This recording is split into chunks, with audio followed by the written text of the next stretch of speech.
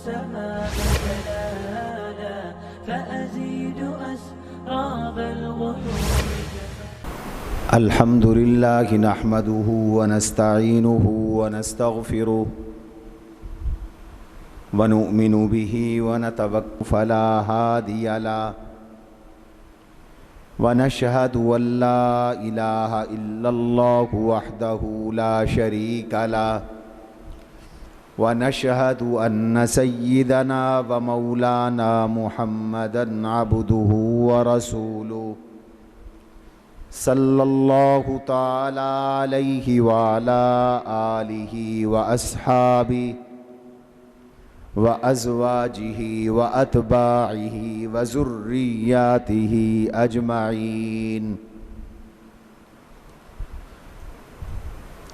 رب اشرح لي صدري ويسر لي أمري واحلل عقدة من لساني يفقهوا قولي. رب زدني علما رب زدني علما وارزقني فهما. سبحانك لا علم لنا إلا ما علمتنا إنك أنت العليم الحكيم. أستغفر الله ربي من كل ذنب وأتوب إليه. أستغفر الله ربي من كل ذنب وأتوب إليه. أستغفر الله الذي لا إله إلا هو الحي القيوم وأتوب إليه. أعوذ بالله من الشيطان الرجيم. بسم الله الرحمن الرحيم. قل أعوذ برب الفلق من شر ما خلق ومن شر غاسق إذا وقب ومن شر النفاثات في العقد ومن شر حاسد إذا حسد. بسم الله الرحمن الرحيم. قل أعوذ برب الناس ملك الناس إله الناس من شر الوسواس الخناس الذي يوسوس في صدور الناس من الجنة والناس. صدق الله العظيم.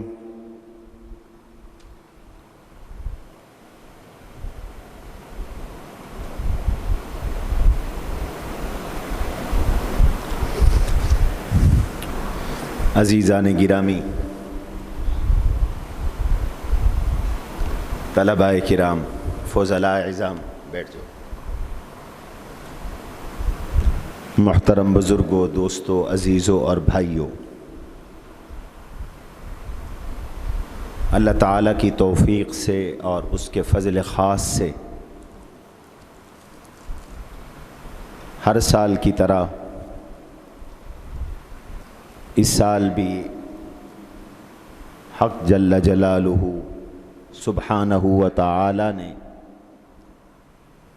یہ فضل فرمایا، کرم فرمایا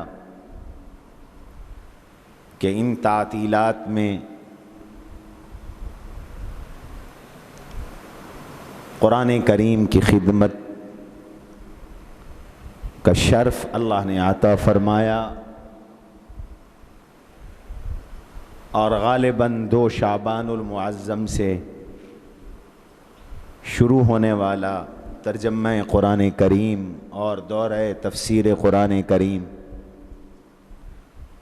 آج اختتام پذیر ہو رہا ہے.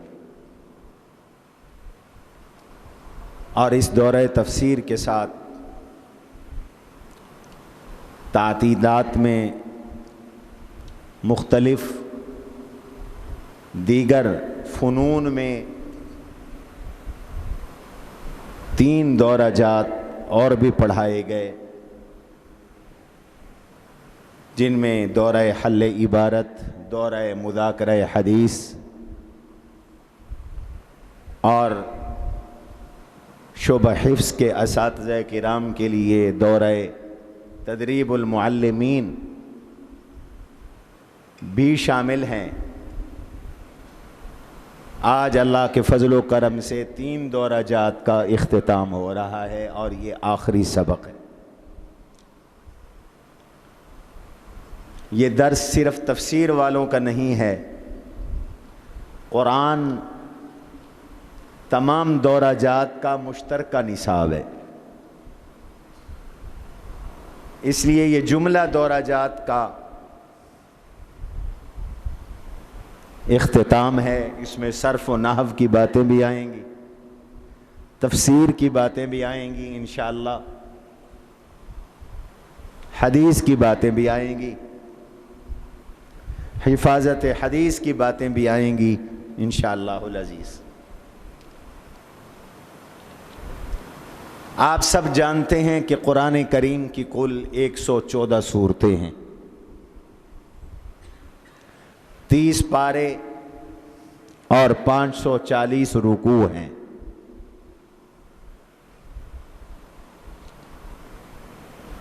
اور قرآن کریم کی ان سورتوں کی 2 طرح کی ترتیب ہے۔ ایک وہ ترتیب ہے جس ترتیب سے قرآن اترا، اس کو ترتیب نزولی کہتے ہیں۔ ایک وہ ترتیب ہے جو قرآن کریم میں مصحف میں قائم کی گئی ہے، جس ترتیب پر صورتیں رکھی گئی ہیں، اور یہ ترتیب بھی اللہ کے رسول علیہ الصلاۃ والسلام سے، حضور علیہ السلام کے صحابہ نے جان کر یہ ترتیب قائم کی۔ لیکن نزول کے اعتبار سے ترتیب مختلف ہے۔ سادہ سی بات ہے کہ نزول کے اعتبار سے سب سے پہلی آیات سورہ علق کی ہیں، تو سورہ علق کی ابتدائی آیات پہلی وہی ہے، اقرأ بسم ربک الذی خلق خلق الانسان من علق اقرأ وربک الاکرم الذی علم بالقلم علم الانسان ما لم یعلم۔ لیکن قرآنی ترتیب میں سورہ فاتحہ پہلے نمبر پر۔ تو یہ 2 ترتیبیں الگ الگ ہیں۔ علماء کرام کو ان دونوں ترتیبوں سے آگاہ ہونا ضروری ہے، جاننا ضروری ہے۔ اگر یہ ترتیبیں معلوم ہوں گی تو ناسخ و منسوخ جانا جا سکے گا، کون سا حکم منسوخ ہے، کون سا ناسخ ہے۔ عام طور پر منسوخ حکم پہلے آتا ہے اور ناسخ بعد میں آتا ہے۔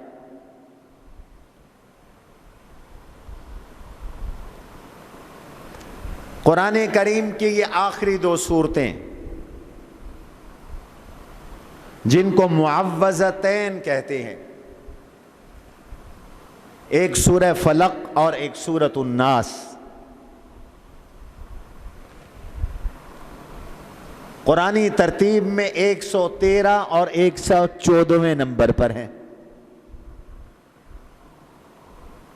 لیکن نزول کے اعتبار سے سورہ فلق کا 20واں نمبر ہے اور سورۃ الناس کا 21واں نمبر ہے۔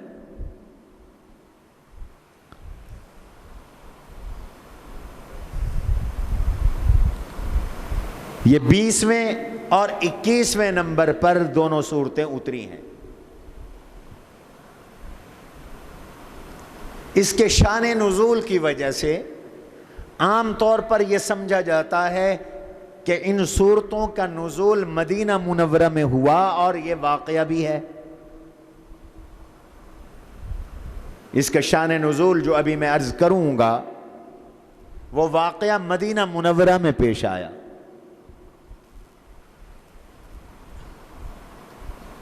تو اس لحاظ سے یہ سورت مدنی ہونی چاہیے، اور اس کے نزول کا نمبر پھر 20 اور 21 نہیں ہونا چاہیے۔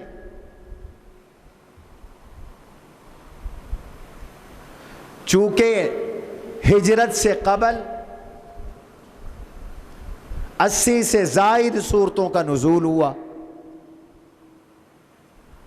اور باقی صورتوں کا نزول تو ہجرت کے بعد ہوا، تو پھر اس کا 20واں نمبر کیسے ہے، 21واں نمبر کیسے ہے؟ اور یہ بھی ایک شبہ پیدا ہوتا ہے کہ میرے پاس جو نسخہ اس پہ لکھا ہوا ہے سورۃ الفلق مکیۃ، سورۃ الناس مکیۃ، کہ یہ مکی صورتیں ہجرت سے پہلے اتری ہیں، 20ویں نمبر پر اور 21ویں نمبر پر اتری ہیں، اور یہ واقعہ جو شان نزول کا بتایا جاتا ہے وہ تو مدینہ منورہ کا ہے، تو پھر یہ مدنی ہونی چاہیے، یہ مکی کیوں ہے؟ یہ ایک شبہ عام طور پر لوگوں کو لاحق ہوتا ہے، تو اس کا جواب یاد رکھیے۔ سورۃ الفلق اور سورۃ الناس یہ صورتیں مکی بھی ہیں، مدنی بھی ہیں۔ بعض صورتوں کا نزول 2 مرتبہ ہوا، جیسے سورۃ فاتحہ کے بارے میں نے عرض کیا تھا شروع میں کہ بعض اہل علم کہتے ہیں سورۃ فاتحہ کا نزول بھی 2 مرتبہ ہوا ہے، مکہ مکرمہ میں بھی ہوا، مدینہ منورہ میں بھی ہوا۔ تو معوذتین کا نزول بھی 2 بار ہوا، مکہ میں بھی ہوا، مکی کہلائی، اور پھر واقعہ رونما ہو گیا مدینہ منورہ میں، پھر دوبارہ نزول ہوا تو بھی مدنی کہلائی۔ بیٹھ جاؤ، دو کرسی پہ بیٹھ جاؤ۔ اور امام الہند حضرت شاہ ولی اللہ محدث دہلوی رحمہ اللہ وہ فرماتے ہیں دراصل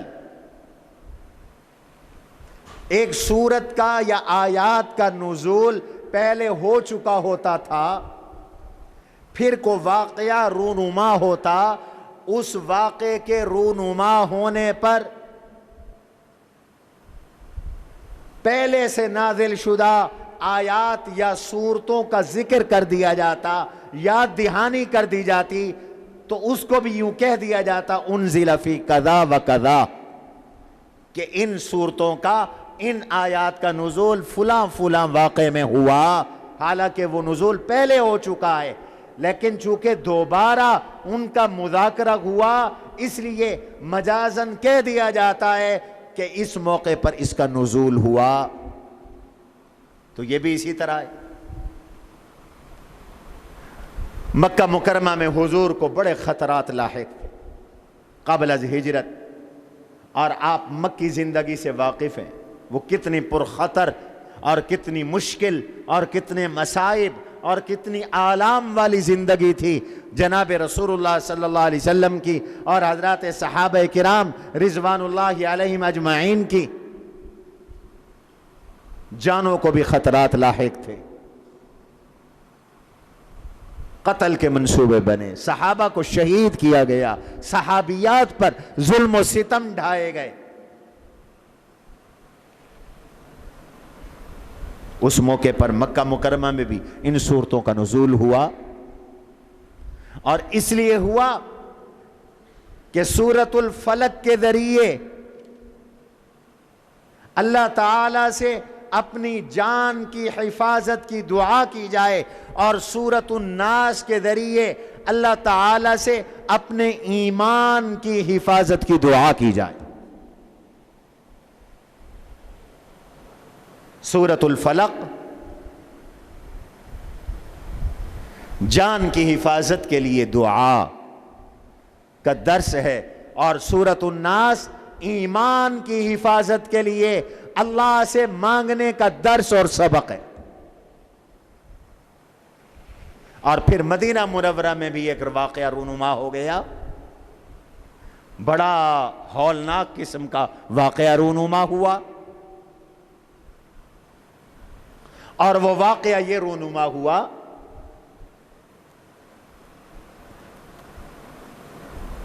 کہ جب اسلام کا غلبہ ہوا اور ہوتا چلا گیا تو یہودی آپ کے بغض اور حسد میں جلتے رہے، بھونتے رہے، سامنے آ کے لڑنے کی کوشش کی، شکست کھائی۔ مدینہ کے یہودیوں میں بنو نذیر ایک قبیلہ تھا، جلا وطن ہوئے۔ بنو قینقاع مدینہ چھوڑنے پہ مجبور ہوئے۔ بنو قریظہ ان کی سرکوبی کی گئی۔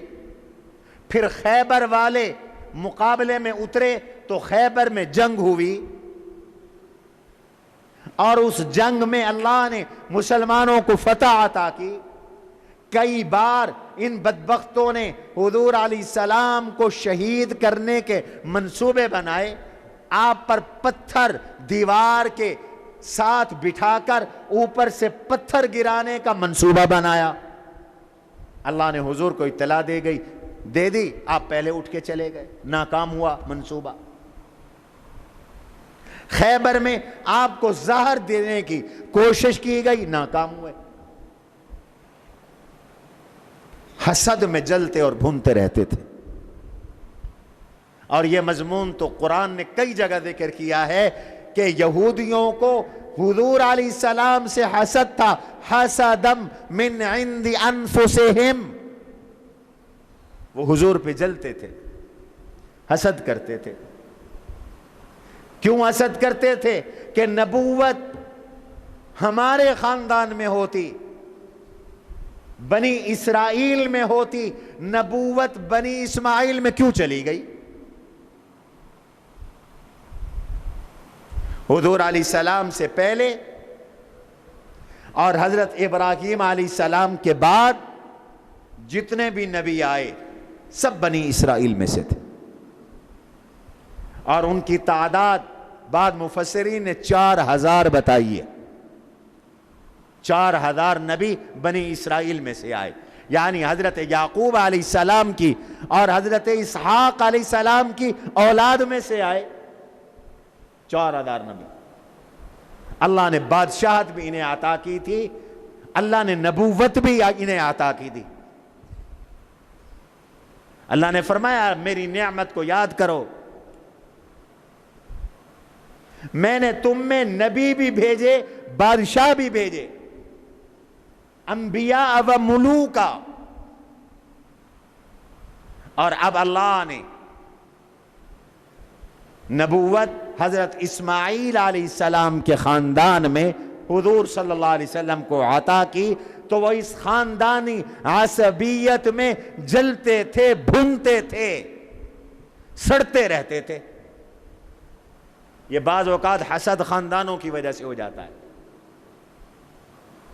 صرف اس وجہ سے لوگ جلتے ہیں کہ یہ ہمارے خاندان کا نہیں ہے، یہ ہماری برادری کا نہیں ہے، یہ ہماری زبان کا نہیں ہے۔ ایسا حسد یہودیوں سے آیا ہے، بچو اس سے۔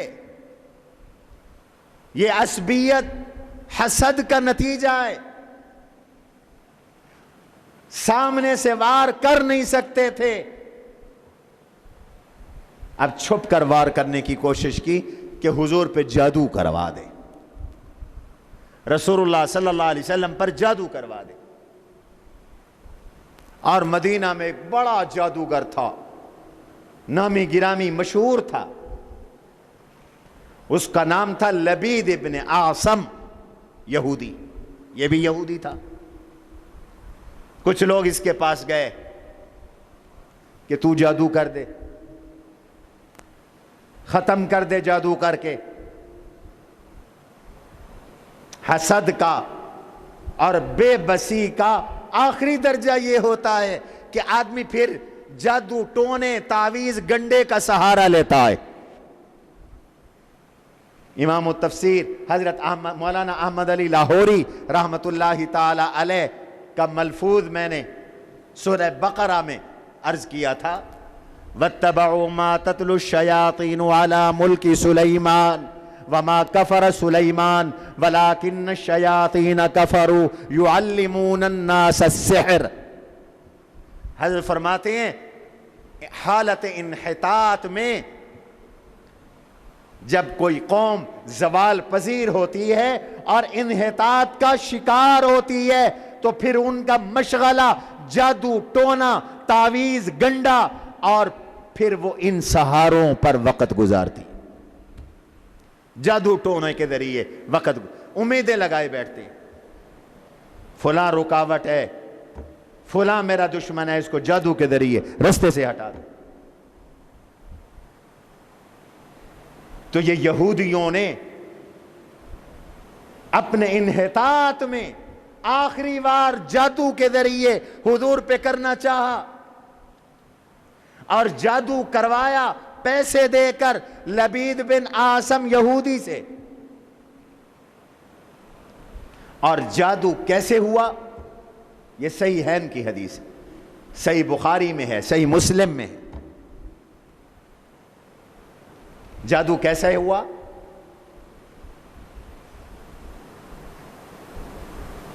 یہودی لڑکوں کے ذریعے حضور علیہ السلام کے بال مبارک منگوائے گئے، بال حاصل کیا اس یہودی لبید بن عاصم۔ حضور کے لمبے لمبے بال تھے، وفرا لما جمہ، کنگا فرماتے تھے آپ، اور آپ کے پاس خدمت کے لیے بعض اوقات یہودی بچے بھی آتے تھے، پڑوس میں جو رہتے تھے، معاشرے میں رہتے تھے یہودی بچے، میل جول تھا۔ مشکات میں مشہور واقعہ ایک یہودی بچے کا ہے، وہ حضور کے پاس آتا جاتا تھا، بیمار ہو گیا، آقا اس کی عیادت کے لیے تشریف لے گئے، وہ نزع کی حالت میں تھا، آپ نے اسے فرمایا، اس کا باپ پاس بیٹھا تھا، آپ نے اس کے باپ سے پوچھا کیا تم تورات میں میری اوصاف نہیں پڑھتے؟ اس نے کہا نہیں۔ بچہ بول پڑا، اس نے کہا آپ کی اوصاف تورات میں موجود ہے۔ آپ نے بچے سے فرمایا کلمہ پڑھ لے، اس نے باپ کو دیکھا، باپ نے کہا اطع ابا القاسم، کوئی بات نہیں، ابو القاسم حضور کی کنیت ہے، بات مان لو حضور کی۔ بچے نے کلمہ پڑھا، اس کی روح پرواز کر گئی۔ تو آپ کے بال حاصل کیے، کنگھا منگوایا، کھجور کے درخت دو طرح کے ہیں،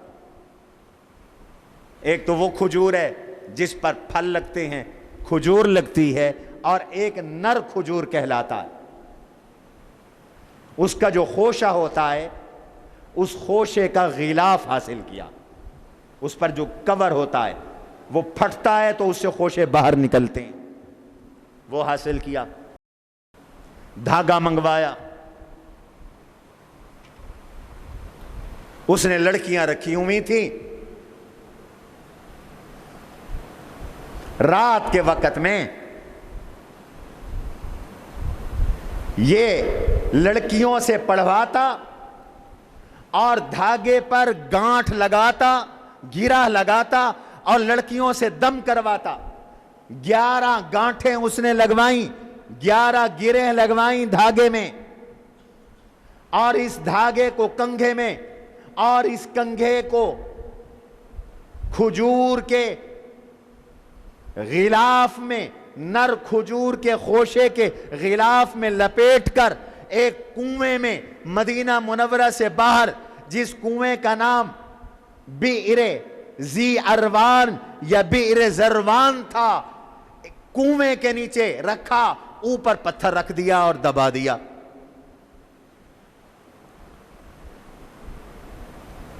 اور بعض روایات سے معلوم ہوتا ہے اس نے ڈھانچہ سا بنا کر اس میں سوئیاں بھی چبوئی، جیسے آج کل بھی جادوگر لوگ کرتے ہیں، سوئیاں بھی چبوئی، اور یہ سب کچھ اس نے کنویں میں دبا دیا۔ اثر کیا ہوا اس کا؟ یاد رکھو، جناب رسول اللہ صلی اللہ علیہ وسلم پر اس کا اثر دینی معاملات میں نہیں ہوا، کبھی نہیں ہوا کہ آپ نے نماز پڑھی ہو اور پھر بھول گئے ہوں پتہ نہیں میں نے نماز پڑھی ہے نہیں پڑھی، قرآن سنانے میں بھول گئے ہوں، قرآن پڑھنے میں بھول گئے ہوں، نماز میں بھول گئے ہوں، کبھی نہیں ہوا۔ دینی معاملات میں اس جادو کا کوئی اثر نہیں ہوا۔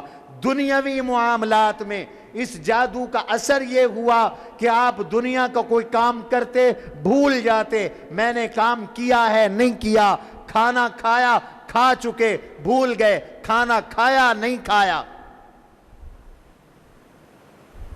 بیوی کا حق ادا کیا بھول گئے، ادا کیا نہیں کیا۔ بنات میں جا رہی ہے نا بس، بھول جاتے تھے آپ صلی اللہ علیہ وسلم۔ طبیعت بجھی بجھی سی رہتی تھی، طبیعت پہ بڑا بوجھ رہتا تھا، بڑی پریشانی رہتی تھی، بہت پریشان تھے حضور صلی اللہ علیہ وسلم۔ پتہ کیسے چلا؟ پورا قرآن ہمارے یہ ساتھی پڑھ بیٹھے ہیں، ہماری بیٹیاں مدرسۃ البنات میں کافی تعداد میں وہ بھی پڑھ بیٹھی ہیں، یہ جانتے ہیں اللہ نے قرآن میں ایک جگہ نہیں متعدد جگہ بتایا عالم الغیب کون ہے؟ اللہ ہے۔ اللہ کے سوا کسی کو غیب کا نہیں پتا، حضور کو بھی پتہ نہ چلا کہ مجھے کیا ہے، میری طبیعت میں کیا ہے، بس پریشانی سی رہتی تھی۔ عالم الغیب ہوتے تو پہلے دن سے پتہ چلتا کہ مجھے کیا ہو گیا ہے، فرما دیتے مجھے فلاں نے جادو کیا ہے، فلاں جگہ مجھ پہ جادو ہوا ہے، اتنے دن پریشان نہ رہتے، طبیعت میں بوجھ نہ رہتا، لیکن نہیں پتہ تھا۔ ایک دن آرام فرماتے، اللہ نے 2 فرشتے بھیجے، خواب میں حضور کو دکھایا، حضور کا ہر خواب سچا تھا، وہی تھا۔ پوچھا ایک فرشتے نے دوسرے سے اس شخص کو کیا ہے؟ دوسرے نے کہا مطبوبن، اس پہ جادو ہوا ہے۔ پھر پہلے فرشتے نے کہا من طبہ، جادو کس نے کیا؟ دوسرے نے کہا لبید ابن عاصم نے کیا۔ اس نے کہا کہ کس چیز میں کیا؟ کافی مشتن و مشاطن، کنگھے میں کیا ہے، بالوں میں کیا ہے، کھجور کے خوشے میں کیا ہے۔ کہاں کیا ہے؟ کنویں کا نام بتایا اور یہ بتلایا کہ یہ جادو بئر ذی اروان میں کیا ہے۔ آپ اٹھے، سیدہ عائشہ سے فرمایا عائشہ میری بیماری کا مجھے پتہ چل گیا ہے۔ صحابہ کو لے کر آپ اس کنویں پہ تشریف لے گئے، اس کنویں کا پانی نکلوایا، پانی نکلوایا اس کنویں کا، پتھر ہٹایا، نیچے سے یہ سب کچھ نکلا۔ علامہ سید انور شاہ کشمیری رحمت اللہ تعالی علیہ، خاتم المحدثین، دارالعلوم دیوبند کے بہت بڑے شیخ الحدیث، وہ فرماتے ہیں کہ جتنی روایات اس سلسلے میں نے پڑھی ہیں اس سے اندازہ ہوتا ہے کہ یہ جادو اس طرح کا تھا کہ جس طرح مرد کو باندھ دیا جاتا ہے، مرد بیوی کے قابل نہیں رہتا، اس طرح کا جادو تھا۔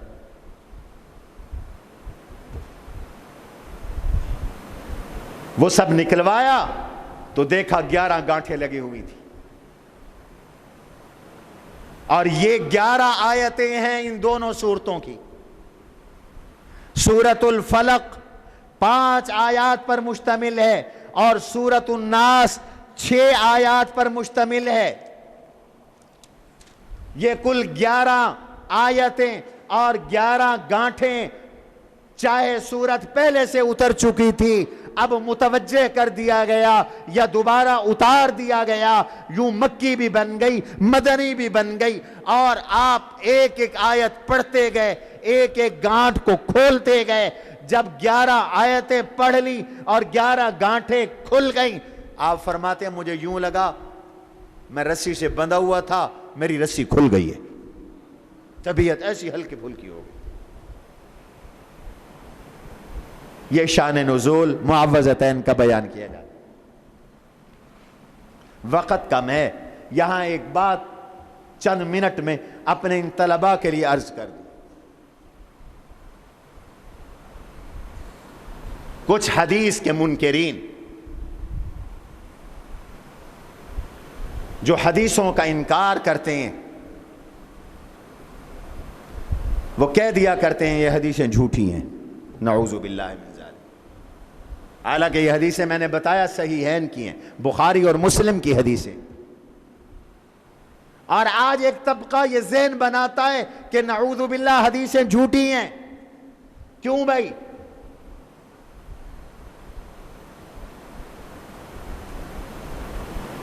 اگر وہ کہتے ہیں اگر حضور پہ جادو مان لیں تو پھر تو مشرکین کی بات سچی آ جائے گی۔ مشرکین بھی تو یہی کہتے تھے اس شخص پہ جادو ہے۔ ان یتبعون الا رجلا مسحورا، یہ تو مسحور شخص کی پیروی کر رہے ہیں۔ وہ مسلمانوں کو یہ تانا دیتے تھے کہ تم مسحور شخص کی، سیر والے شخص کی پیروی کر رہے ہو، تو پھر تو مشرکین کی بات سچی ہو گئی۔ اور کبھی کہتے ہیں اللہ نے قرآن میں کہا ہے لا یفلح الساحر حیث اتا، جادوگر کامیاب نہیں ہو سکتا۔ لا یفلح الساحرون۔ اور کبھی کہتے ہیں اللہ کا وعدہ ہے واللہ یعصمک من الناس، اللہ آپ کی حفاظت کریں گے، تو پھر جادو آپ پر کیسے ہو سکتا ہے؟ لہذا یہ حدیث ہے جھوٹی۔ چونکہ یہ بھی اسی طرح کا وسوسہ ہے جس وسوسے سے یہ سورت پناہ سکھاتی ہے۔ من شر الوسواس الخناس الذي يوسوس في صدور الناس من الجنة والناس۔ اللہ نے کہا کچھ شیطان اور جن وسوسے ڈالتے ہیں اور کچھ انسان وسوسے ڈالتے ہیں، تو یہ بھی وسوسہ ہے، اس کا ازالہ ضروری ہے۔ میں مختصر وقت میں اس وسوسے کو دور کر دوں تاکہ آپ حدیثوں کا انکار نہ کر سکیں۔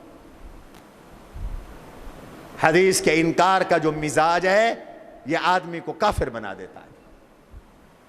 جو حدیث مطلب کی نہ ملی کہہ دیا یہ حدیث جھوٹی ہے۔ بھائی حدیث کے پرکھنے کا ایک معیار ہے، اور پرکھنے کے لیے بڑے بڑے محدثین گزرے ہیں اور انہوں نے کتابیں لکھی ہیں، اور یہی پڑھانے کے لیے ہم نے تخصص فی الحدیث اپنے جامعہ میں شروع کیا، اور ان چھٹیوں میں ایک دورہ مذاکرہ علوم حدیث بھی اسی مقصد کے لیے، اسی فن سے روح شناس کرانے کے لیے تھا، جس میں ماشاءاللہ پورے ملک سے طلبہ شریک ہو۔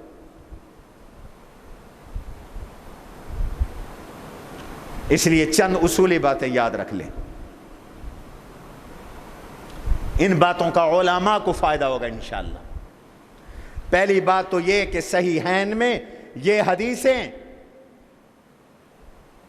1300 سال سے منقول ہیں،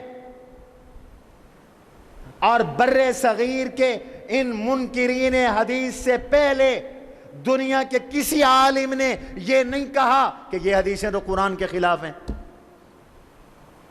کسی نے نہیں کہا۔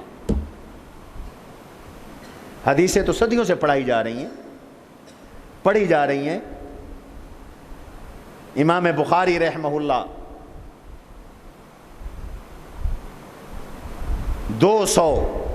196 ہجری میں پیدا ہوئے، اور 200 کچھ میں بخاری لکھی، اور اب 1443 ہجری ہے۔ عرب کے علماء، عجم کے علماء، شرق کے علماء، غرب کے علماء بر صغیر کے منکرین حدیث کو چھوڑ کر آج تک کسی نے یہ نہیں کہا کہ بخاری کی یہ حدیث، مسلم کی یہ حدیث قرآن کے خلاف ہے۔ اتنے بڑے بڑے محدثین گزرے، اجلہ مفسرین گزرے، بلکہ سب مفسرین نے اس حدیث کو ذکر کیا۔ معوذتین کی تفسیر میں سب نے ذکر کیا. جو اتنے بڑے بڑے محدث اور مفسر ہیں, کسی نے نہیں کہا. پہلی بات. دوسری بات, خود قرآن بتاتا ہے کہ نبی پر بھی جادو کا اثر ہوا ظاہری طور پر. خود قرآن بتاتا ہے. حضرت موسیٰ علیہ السلام کے سامنے جادوگروں نے رسیاں پھینکی, ڈنڈا پھینکا. یہ واقعہ تو بار بار آپ نے پڑھا ہے نا قرآن میں. وہ سانپ بن کے دوڑنے لگے, اور قرآن کہتا ہے یخیل الیہ, موسیٰ علیہ السلام کو بھی یوں ہی محسوس ہو رہا تھا انہا تسعی, کہ وہ سانپ بن کر دوڑ رہی ہے. حالانکہ وہ تو رسیاں تھیں, وہ تو ڈنڈے تھے. موسیٰ علیہ السلام کا عصا جو سانپ بنا وہ حقیقت میں سانپ بنا. ایسے ہے نا. اس لیے تو جادوگر سجدے میں گر گئے تھے کہ ہم نے تو صرف جادو کے ذریعے دکھایا ہے کہ یہ سانپ ہے, اور حقیقت میں وہ سانپ نہیں, وہ رسی ہے, وہ ڈنڈا ہے. اور موسیٰ علیہ السلام نے جو عصا پھینکا ہے وہ تو حقیقت میں سانپ بن گیا ہے. انہوں نے جادو کے ذریعے دکھایا. یخیل الیہ انہا تسعی, یہ نہ محسوس ہوتا تھا کہ جادو کے ذریعے یہ سانپ دوڑ رہے ہیں.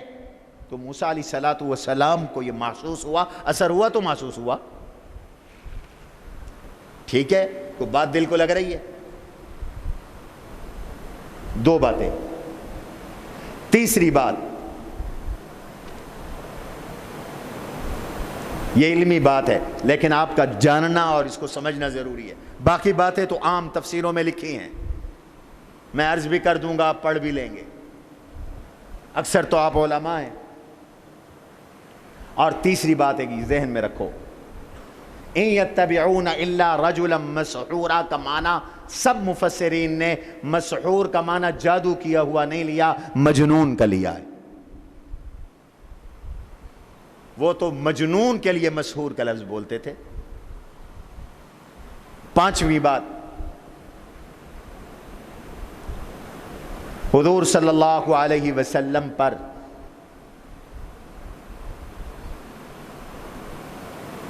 ظاہری طور پر حملہ ہو جانا, آپ کا زخمی ہو جانا, آپ کا بدنی طور پر کسی ظاہری سبب کے ساتھ متاثر ہونا, یہ ثابت ہے. احد میں آپ کے دانت شہید ہوئے کہ نہیں ہوئے؟ ظاہری اثر تو آپ پر ہو رہا ہے نا.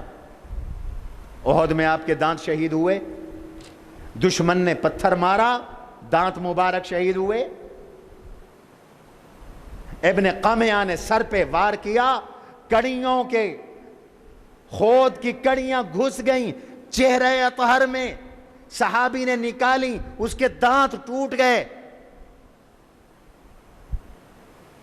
تو ظاہری طور پہ اثر, اگر کوئی ظاہری طور پہ حملہ کرے اس سے حضور متاثر ہو رہے ہیں, اور وہ نبوت کے مقام کے خلاف نہیں ہے.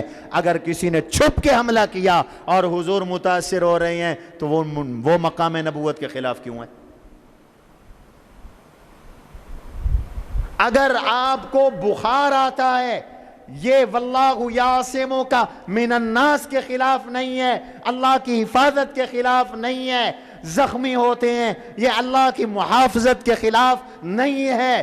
آپ گر گئے, پاؤں کو چوٹ آ گئی, اور 1 مہینے تک آپ چھت سے نیچے نہیں اتر سکے, چوبارے سے نیچے نہیں اتر سکے, بالا خانے سے نیچے نہیں اتر سکے, اور ظاہری طور پر آپ کو چوٹ آئی, تکلیف آئی, اور یہ واللہ یعصمک من الناس کے بھی خلاف نہیں ہے. تو بھئی اگر کسی نے چھپ کر جادو کے ذریعے حملہ کیا اور حضور پہ اثر ہو گیا, اس میں حدیث کے انکار کی کیا ضرورت ہے؟ یہ تو کم علمی کی بات, جہالت کی بات.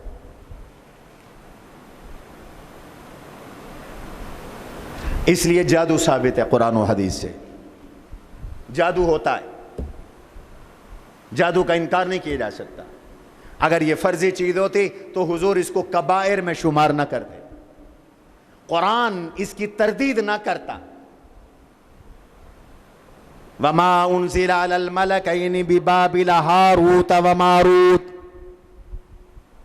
قرآن نے بتایا ہے ہاروت و ماروت بابل شہر میں معجزے اور جادو کا فرق سکھانے کے لیے، بتانے کے لیے جادو کی حقیقت بتاتے تھے، لیکن ساتھ یہ بھی بتا دیا کہ جادو کے باوجود نقصان دینے والا بھی اللہ ہے، نفع دینے والا بھی کون ہے؟ اللہ ہے۔ جیسے کوئی کسی کو گولی مار دے اور زخمی ہو جائے تو یہ زخمی بھی اللہ کے حکم کے بغیر نہیں ہوتا، ایسے جادو کے ذریعے اگر بیوی کو طلاق ہو جائے تو یہ بھی اللہ کے حکم کے بغیر نہیں ہوتا، یہ ضرور بتا دیا۔ اور آخری بات اس سلسلے میں یہ بھی یاد رکھو، باوجود ہے کہ جادو حق ہے، لیکن جادوگر کی طاقت اللہ سے زیادہ نہیں ہے، اور جادو کے کلام کی طاقت اللہ کے قرآن اور حضور کی بتائی ہوئی حدیثوں سے زیادہ نہیں ہے، لہذا توہم پرست نہ بنو۔ کچھ لوگ سمجھتے ہیں ہمارا تو کالا جادو ہے، اس کا تو قرآن سے علاج ہو ہی نہیں سکتا، بکواس ہے، یہ جھوٹ ہے۔ دنیا کا کوئی بڑے سے بڑا جادوگر اللہ سے زیادہ طاقتور نہیں، وہ علی کل شیء قدیر ہے، اس پہ ایمان رکھو۔ اور اللہ نے جو جادو کا علاج بتلا دیا، اس علاج اور اس کلام سے کسی بھی جادوگر کا کلام وہ زیادہ مؤثر بھی نہیں، طاقتور بھی نہیں۔ اس لیے ہمیں صبح شام کی دعائیں بتلا دی گئیں، یہ پڑھ لیا کرو، اور قرآن کی صورتیں بتلا دی گئیں، یہ پڑھ لیا کرو۔ جادوگر کا جادو آپ پر اثر نہیں کرے گا۔ حضور نے فرمایا بقرہ کے بارے میں، لا یأتیہ البطل، جادوگر اس پر غالب نہیں آ سکتے۔ بقرہ کی تلاوت کرو، معوذتین جادو کے توڑ کے لیے آئیں، صبح شام ان کی تلاوت کرو۔ اور جناب رسول اللہ صلی اللہ علیہ وسلم کا یہ معمول مبارک تھا، آپ رات کو سوتے وقت سورہ اخلاص اور معوذتین پڑھتے، ہاتھ پہ دم کرتے اور پورے جسم پہ پھیر لیتے، پھر پڑھتے، ہاتھ پہ دم کرتے، پھر پورے جسم پہ پھیر لیتے، پھر پڑھتے، ہاتھوں پہ دم کرتے، پورے جسم پہ پھیر لیتے۔ آپ ہر روز صبح بھی اور شام بھی یہ معوذتین پڑھتے تھے۔ آپ بھی کریں، آیت الکرسی پڑھیں، معوذتین پڑھیں، علاج ہے۔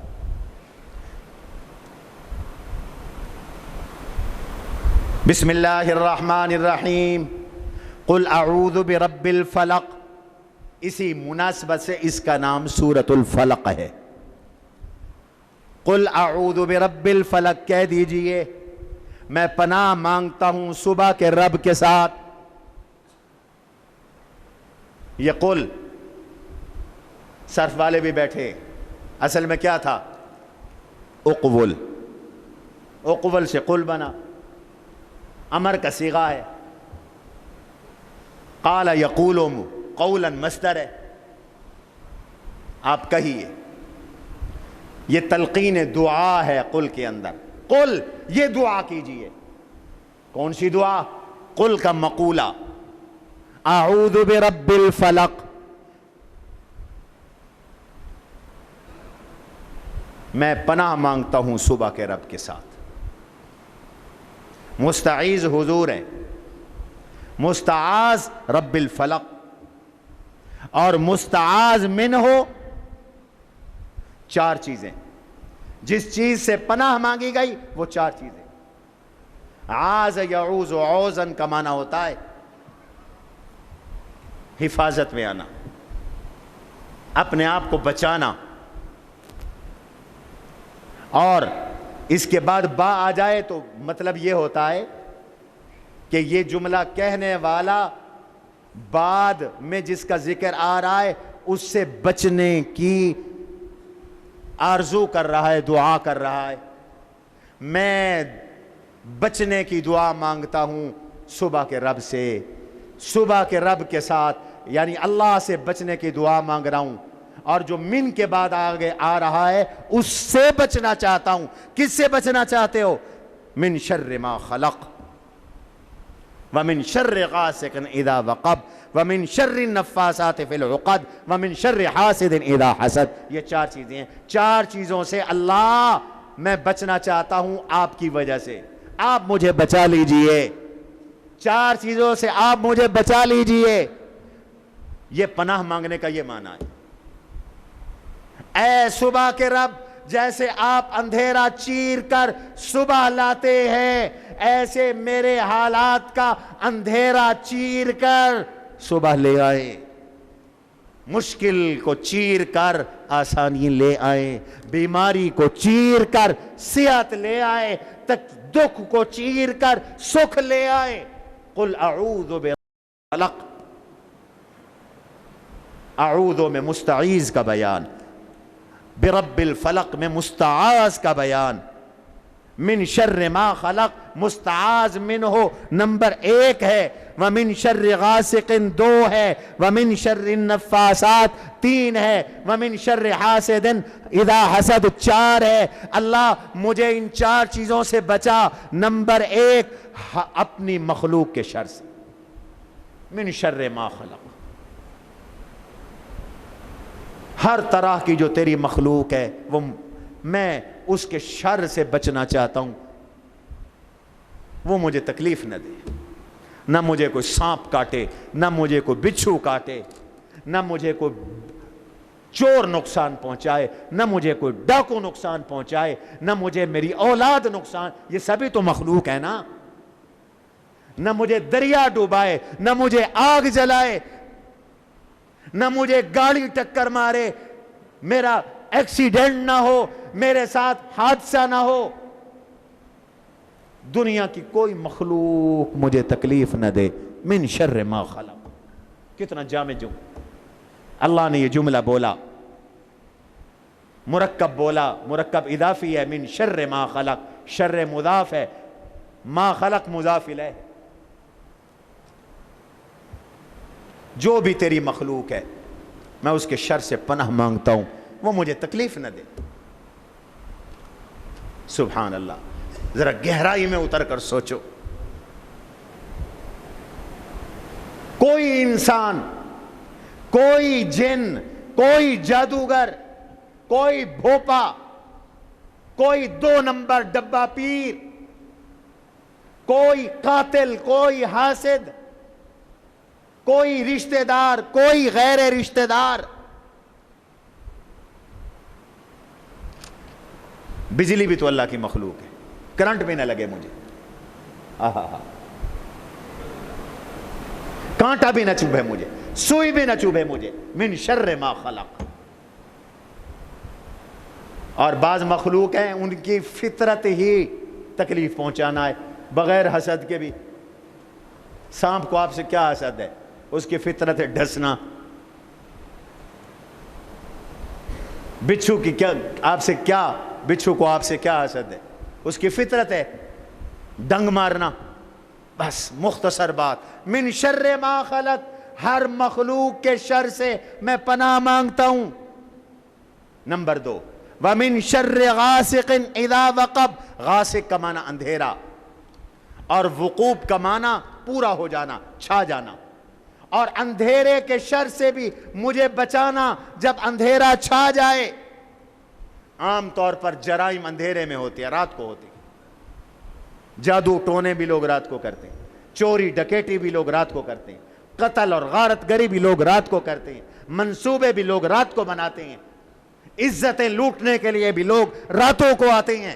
اس لیے بطور خاص رات کا ذکر کیا کہ چھپ چھپ کر اندھیروں میں ہونے والی خطرناک چیزوں سے بھی مجھے بچا لے میرا مولا۔ ان اندھیروں میں جب اندھیرے چھا جائیں، گھپ اندھیرا ہو جائے، لائٹ چلی جائے، اور اس وقت جو کاروائیاں ہوں مجھے ان سے بھی بچانا۔ پڑھتے تو روز ہو، آج سمجھو ذرا، ومن شر حاسد ومن شر غاسق اذا وقب۔ اور تیسری چیز وَمِن شَرِّ النَّفَّاثَاتِ فِي الْعُقَدِ، الہ العالمین مجھے بچانا۔ نفاثات، نفاثتن کی جمع ہے، نفس سے ہے، نفس کا معنی ایسی پھونک جیسے دم کی جات، پھونک مارنے والی، پھونک مارنے والی لڑکیاں۔ عقد، عقدہ، گرا، گروہ میں پھونک مارنے والی، دم کرنے والی لڑکیوں کے شر سے بھی مجھے بچانا۔ چونکہ حضور علیہ السلام پر جو جادو کرایا گیا اس میں نے بتایا ابھی، دم کرنے والی چھوکریاں تھیں، لڑکیاں تھیں، اس لیے فرمایا شر النفاثات، جمع کا صیغہ لائے۔ نفوس کی تعویل میں کر سکتے ہو، نفوس اس کا موصوف مان سکتے ہو، وہ نفوس، نفوس مذکر مؤنث دونوں پہ بولا جاتا ہے، نفس۔ وَمِن شَرِّ النَّفَّاثَاتِ فِي الْعُقَدِ، وہ چھوکریاں جو گروہ میں پھونکے مارنے والی ہیں، ان کے شر سے بھی مجھے بچانا۔ وَمِن شَرِّ حَاسِدٍ اِذَا حَسَد، اور حسد کرنے والا جب حسد پر اتر آئے اس حاسد کے شر سے بھی مجھے بچانا۔ یہ سب کچھ حسد کا نتیجہ تھا۔ بطور خاص حسد کا ذکر کیا تو چار چیزوں سے اللہ مجھے بچانا۔ اس صورت میں اللہ تعالیٰ کی ایک صفت مذکور ہے۔ قرآن کریم کی ایک آیت سمجھنے کا ثواب 200 نفل نماز، 200 رکعات نفل نماز سے زیادہ ہے۔ تو آج قسمت سے یہ سب کچھ ہم اندر پڑھاتے ہیں۔ آج ہم نے کہا کہ آپ کو بھی شریک کر لیں اس سبق، آپ بھی قرآن کے طالب بن جائیں۔ دنیا میں جتنی لڑائیاں ہیں، جتنے جھگڑے ہیں، جتنے لوگ ایک دوسرے سے دشمنیاں رکھتی ہیں، اس کی بنیادی وجہ حسد ہے۔ حسد کی وجہ سے لوگ دشمنیاں کرتے ہیں۔ اس لیے فرمایا حسد کرنے والے کے حسد سے بھی میرا مولا مجھے بچا، اس کے شر سے بھی مجھے بچا۔ کیا پتا کس کس کے دل میں حسد ہے؟ لوگوں کو اللہ واسطے کا بھی بیر ہوتا ہے، نہ لینے میں نہ دینے میں، مفت کی دشمنیاں پالتے ہیں لوگ، مفت میں حسد کرتے ہیں اور اپنی نیکیاں برباد کرتے ہیں۔ یاد رکھو حسد بدترین گناہ، اور حاسد ہمیشہ ذلیل، خوار، رسوا اور لعنت اور عذاب میں رہتا ہے ہمیشہ۔ زمین پہ سب سے پہلا گناہ حسد کا ہوا۔ سورہ مائدہ میں آپ نے پڑھا ہے نا، وَاتْلُ عَلَيْهِمْ نَبَأَ ابْنَيْ آدَمَ بِالْحَقِّ إِذْ قَرَّبَا قُرْبَانًا فَتُقُبِّلَ مِنْ أَحَدِهِمَا وَلَمْ يُتَقَبَّلْ مِنَ الْآخَرِ قَالَ لَأَقْتُلَنَّكَ۔ یہ قتل حسد کی وجہ سے کیا قابیل نے حابیل کو، یہ پہلا گناہ تھا۔ اور آسمان پہ بھی گناہ حسد کا ہوا، اور وہ گناہ کیا شیطان نے، آدم علیہ السلام پہ حسد کیا۔ اور حضور نے فرمایا حسد نیکیوں کو ایسے کھاتا ہے جیسے آگ لکڑی کو کھا جاتی۔ حاجی صاحب کا حج، عمرہ، نمازیں، صدقے، خیراتیں سب برباد ہو رہے ہیں اور اسے پتہ ہی کوئی نہیں، حسد کی وجہ سے۔ اور حسد کیا ہے؟ صرف دل میں یہ چاہت رکھنا کہ اس کو یہ نعمت کیوں ملی ہے، یہ چیز اس کو کیوں ملی ہے، اس کو نہ ملتی، یار یہ رشتہ یہ نہ لے، چاہے کوئی لے لے، یہ دکان خرید رہا ہے کسی طرح روکو، یہ نہ لے، یہ پلاٹ اس کو نہ دو، کسی اور کو دے دو، اس کو نہ دو، یہی حسد ہے۔ اور حاسد کی دنیا بھی برباد ہے، حاسد کی آخرت بھی برباد ہے۔ حاسد جو ہے